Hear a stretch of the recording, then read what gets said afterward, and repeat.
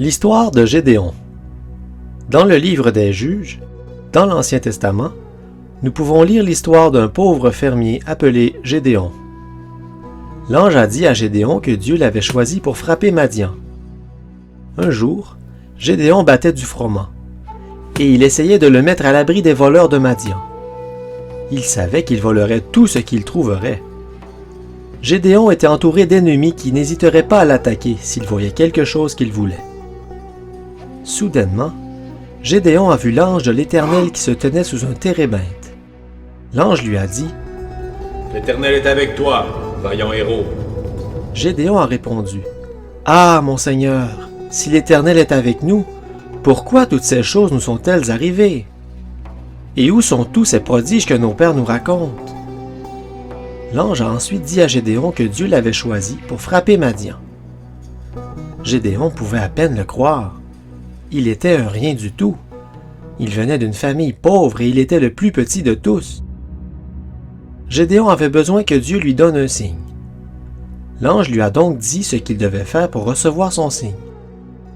Gédéon est bientôt revenu, apportant exactement ce que l'ange lui a dit d'apporter. Un repas de chevreau et de pain sans levain.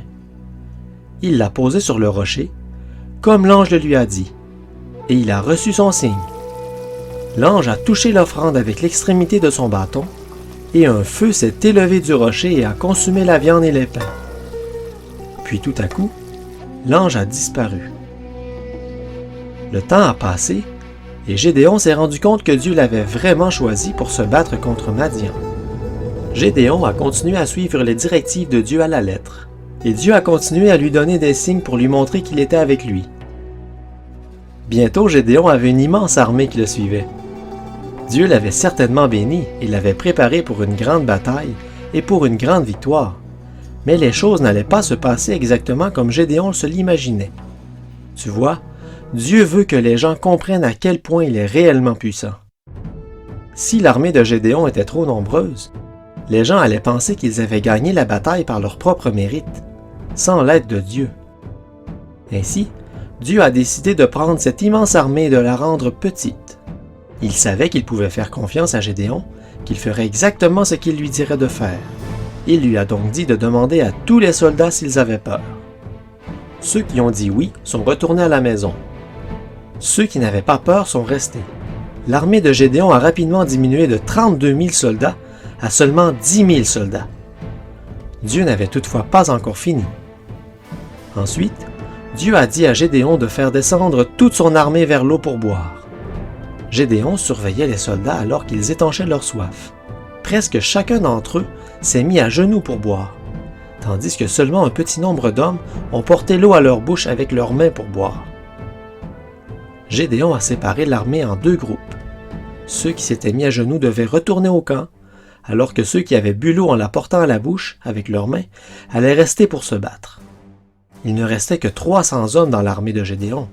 Dieu avait réduit l'armée de Gédéon de 32 000 soldats à seulement 300. Mais Dieu avait un plan. Gédéon a divisé les 300 hommes qui restaient en 3 groupes de 100. Puis, au lieu de leur donner une nouvelle arme super puissante, Gédéon a remis à chaque homme une trompette et une cruche vide avec un flambeau à l'intérieur. Comment allait-il se battre contre des milliers de Madianites avec seulement des trompettes, des cruches et des flambeaux? Finalement, Gédéon a donné des ordres à ses hommes. Ils devaient encercler le camp de l'ennemi au milieu de la nuit et, à l'unisson, sonner de la trompette le plus fort possible. En même temps, ils devaient briser les cruches pour révéler les flambeaux à l'intérieur. Quand les hommes de Madian ont entendu les trompettes et ont vu les flambeaux, ils ont été terrifiés.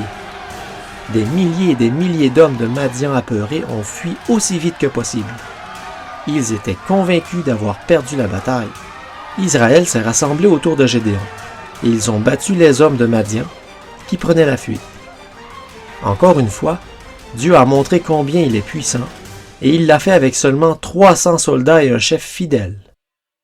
Tu peux lire cette histoire dans le livre des Juges, au chapitre 6.